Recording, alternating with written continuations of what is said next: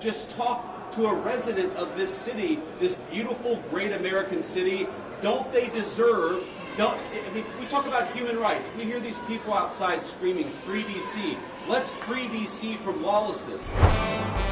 You know what these dipshit Republicans are really, really good at? I mean, they're great at fascism. They're great at dispatching masked secret police, the Gestapo of Donald Trump, into the streets to intimidate and harass citizens. They're great at that. But the other thing they're really great at is telling on themselves, explaining to the world that not only are they just liars, not only are they just bent knee sycophants of Donald Trump, just tonguing his ball bag at every moment they can possibly find. Anytime they're in his presence, it's just, oh, the dear leader is so wonderful. But they love to tell on themselves too. They love to admit that the policies they're trying to put in place and the actions they've taken are completely unjustified. And that is what you're going to witness with JD Vance right now. Yesterday, JD Vance and the little goblin, Stephen Miller, who you'll hear from here, and Pete Hegseth, they marched into Union Station to just a resounding, loud, cacophonous boos and jeers. Even they walked into the Shake Shack in Union Station, I think is where they were, and they're giving their little soliloquies about how dangerous it is in DC and how the crime and how what they're doing is justified as they're surrounded by National Guard troops, being drowned out by a crowd just outside the door. And JD Vance gives up the game. They've been pounding the pavement out there on Fox News and Newsmax and OAN and giving interviews everywhere about just how deadly Washington, D.C. is. It's a war zone out there, y'all. It's not. It's crime like any other city.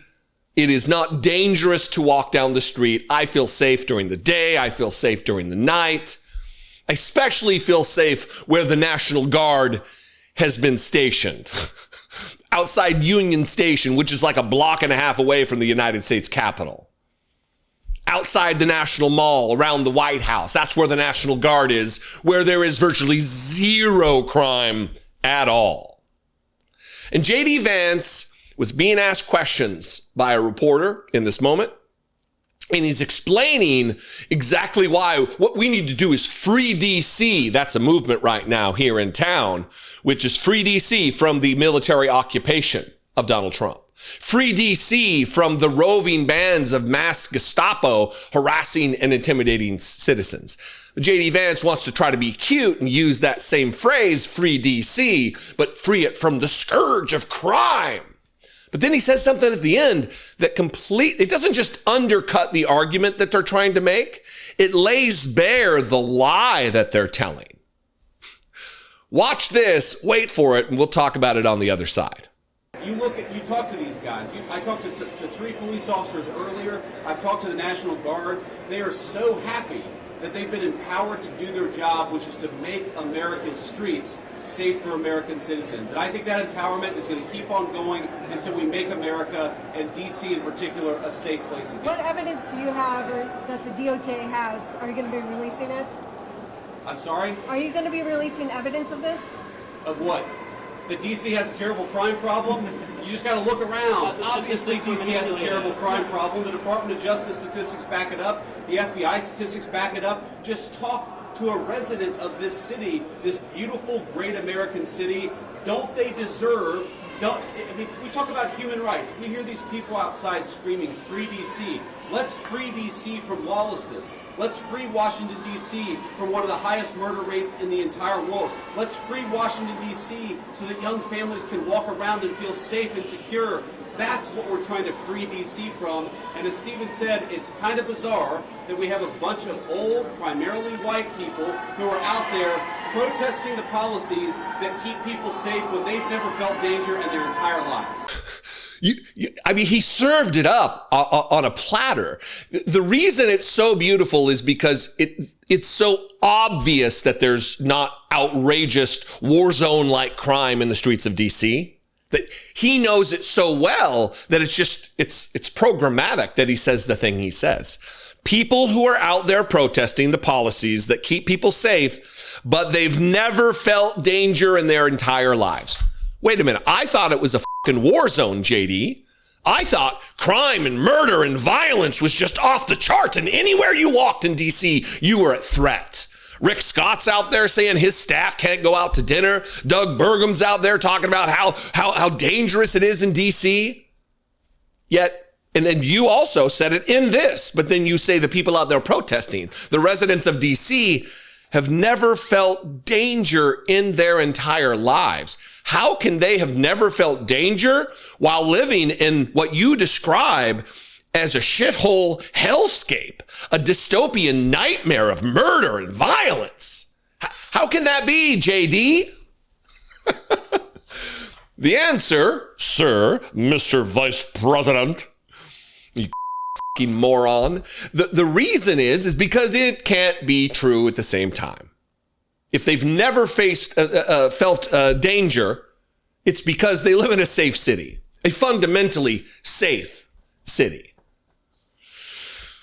He mentioned Stephen Miller in there, and Stephen Miller had something here's the other thing that conservatives do, is just lie, the biggest lie, the boldest lie, the most unbelievable lie that they can muster, and then double down and triple down and continue with that narrative. Because the more that you repeat the lie, the bigger the lie is, the more you have to repeat it, because the more you repeat it through repetition, people start to believe it.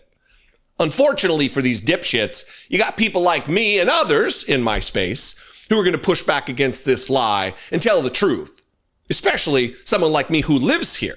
I'm going to play this clip from Stephen Miller, and it's going to be followed by me on Saturday night. I intended on using this at some point, and then it didn't happen. I was going to do some videos over the weekend, but I was there on the lawn in front of Union Station.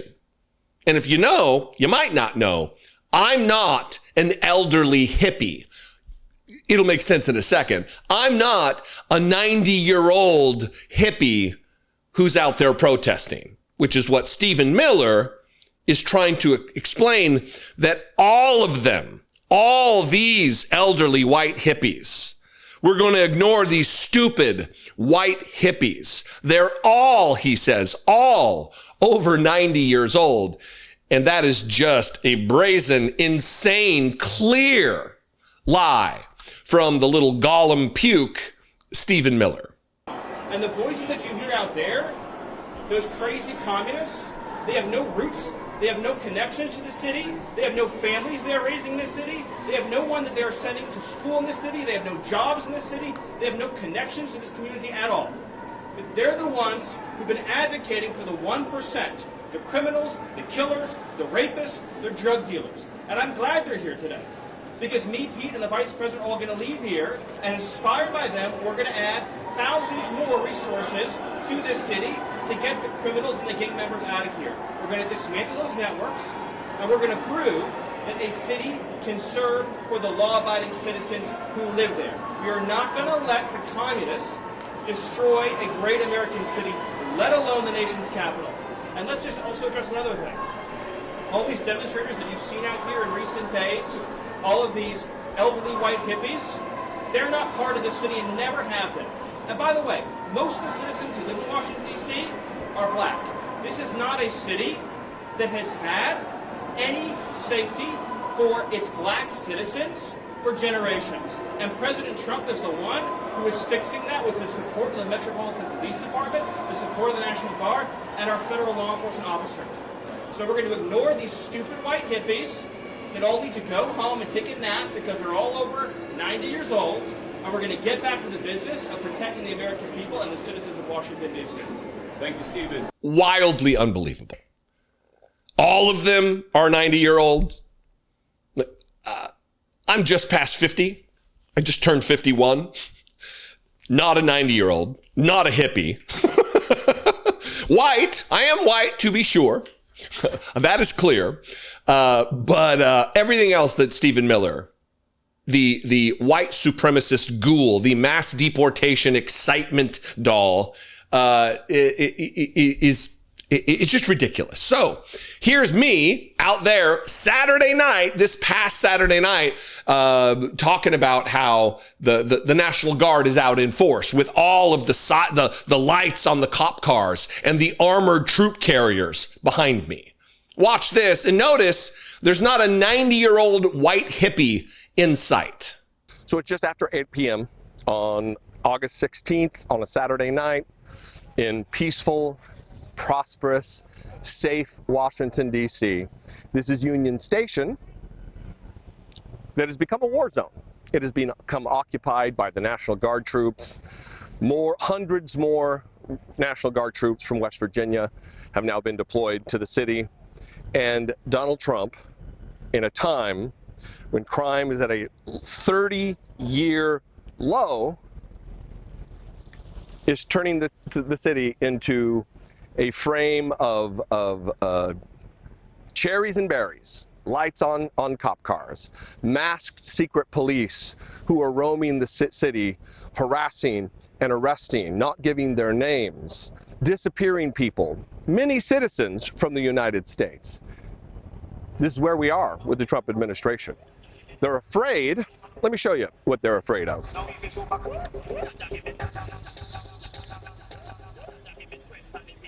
Afraid of protesters, afraid of people who are organized and have gathered to push back against fascism.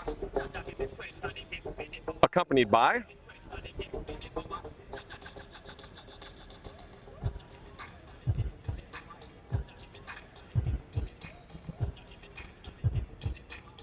this unacceptable, un-American, anti-democratic, fascist dystopian nightmare in the streets of our nation's capital.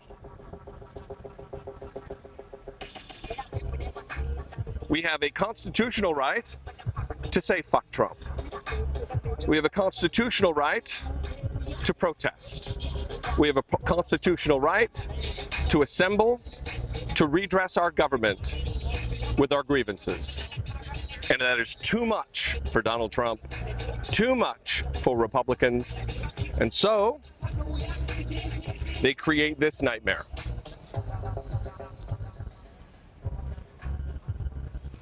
What are we going to do about this, everybody? Giving up the game, they are. Because the truth is so obvious to everyone that it's almost as though they know they're selling a lie. They know their audience knows they're selling a lie, but they need to give them the talking points. What do you think? I invite you to this very important conversation. Fighting fascism is up to all of us. All of us. When there's a lack of leadership in the Congress, there's a lack of action from leadership, it's going to fall on us. It's going to fall on governors. It's going to fall on brave, intrepid journalists to do their work. It's going to fall at in some modicum to the judiciary. But more importantly, it's on you. It's on me. Us, we together will get this done. Anyway, what do you think? You can comment below the video wherever you're watching it. You can call, leave me a voicemail, 714-576-4054. And of course, as always, you can email me daily@dollemore.com. If you're still here, it means you really care and you enjoy the program. Please go follow the Facebook page, Dollemore Daily, and share that content natively there. I would appreciate it very much. I'm trying to get to 10,000 followers / likes. I don't even know the difference. I'm not good at this. I'm not good at social media. I'm not good at the internet. I'm so lucky that I have what I have here, that there has been a community that's built up around this show because of the fact that I'm such a dipshit about all the other elements that you need to be good at to be successful at this. But I'm lucky beyond reason and beyond what I am actually worth. So thank you very much for being here. I'll see you next time. Be genuine and take care of one another.